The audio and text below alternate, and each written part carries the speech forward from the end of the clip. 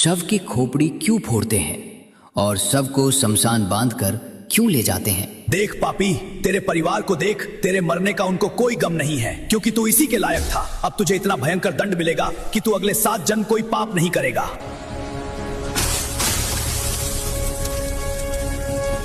दोस्तों, क्या आपने कभी उस खौफनाक और सुन्न कर देने वाले सन्नाटे की कल्पना की है जब किसी मनुष्य की सांसें सदा के लिए थम जाती हैं?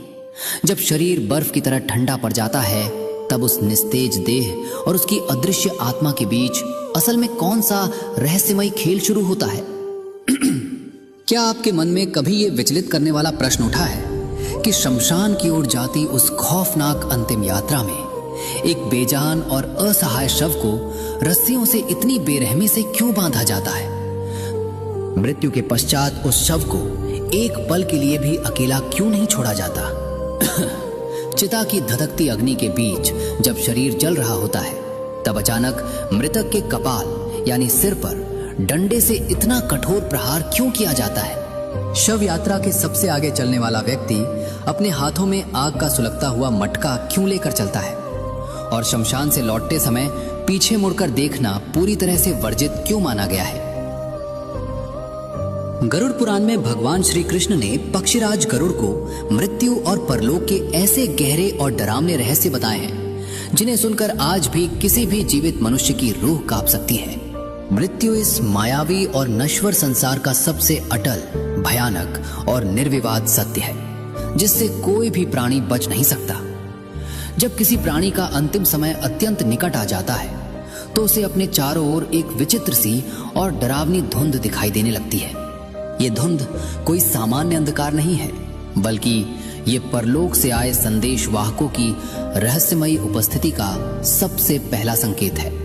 भगवान श्री कृष्ण गरुड़ जी से कहते हैं कि मृत्यु के ठीक पूर्व पापी मनुष्य को यमराज के भयंकर दूत स्पष्ट रूप से दिखाई देने लगते हैं। इन यमदूतों का स्वरूप इतना डरावना और विशाल होता है कि जीवित मनुष्य उसकी कल्पना मात्र से सिहर कर रह जाए।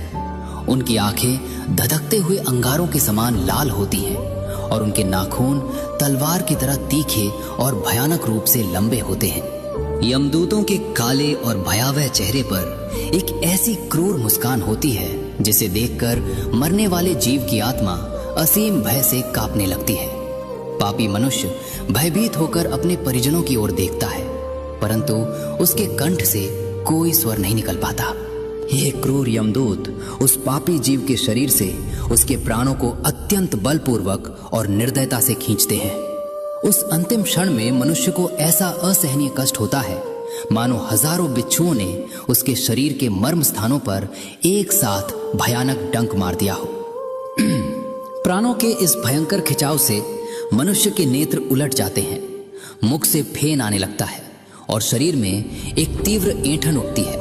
प्राणों के निकलते ही वो जीवात्मा अपने भौतिक शरीर को त्याग देती है। शरीर त्यागने के तुरंत बाद वो आत्मा अंगूठे के आकार का एक सूक्ष्म शरीर धारण कर लेती है, जिसे शास्त्रों में अंगुष्ठ मात्र शरीर कहा गया है। ये सूक्ष्म शरीर अपने ही मृतदेह के ठीक ऊपर हवा में तैरने लगता है और नीचे का दृश्य देखता है।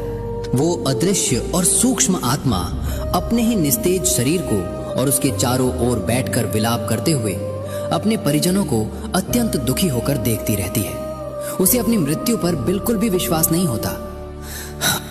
वो बार बार अपनों से बात करने का प्रयास करती है, उन्हें छूने की कोशिश करती है, लेकिन कोई उसकी पुकार नहीं सुनता और न ही कोई उसका स्पर्श महसूस कर पाता है।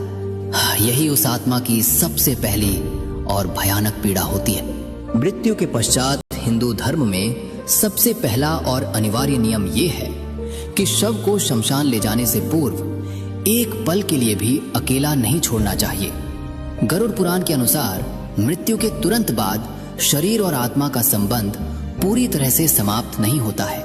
आत्मा अपने मृत शरीर के आसपास ही मंडराती रहती है और उसे अपने पुराने भौतिक शरीर से असीम मोह होता है।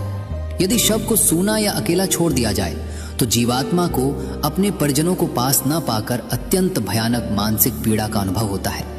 इसके अतिरिक्त गरुड़ पुराण एक अत्यंत भयानक रहस्य भी उजागर करता है कि रात के समय नकारात्मक शक्तियां, पिशाच और प्रेत आत्माएं वातावरण में अत्यंत सक्रिय हो जाती हैं। यदि शव को बिना किसी निगरानी के अकेला छोड़ दिया जाए तो कोई भी बुरी शक्ति उस पर हावी हो सकती है।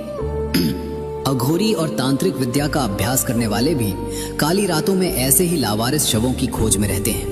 वे मृतदेह का उपयोग अपनी काली विद्याओं, भूत प्रेत जगाने और भयानक तांत्रिक क्रियाओं के लिए कर सकते हैं। यदि ऐसा होता है